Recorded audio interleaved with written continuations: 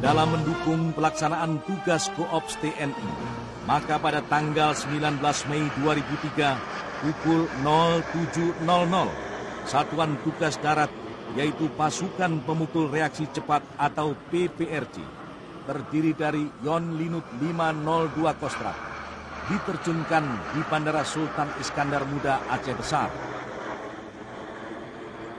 Operasi Linut ini untuk menetralisasi pengaruh serta penguasaan baik dalam aspek psikologi maupun psikis oleh pemberontak GAM.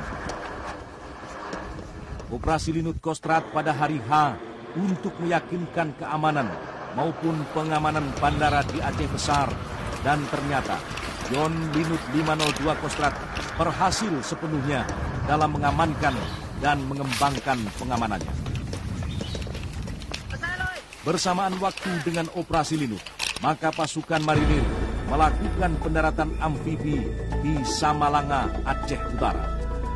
Operasi Linut di Bandara Sultan Iskandar Muda disusul dengan operasi Linut di Bandara Takengon, Aceh Tengah yang dilakukan oleh Yon Linut 501 Kostrad pada hari H+1.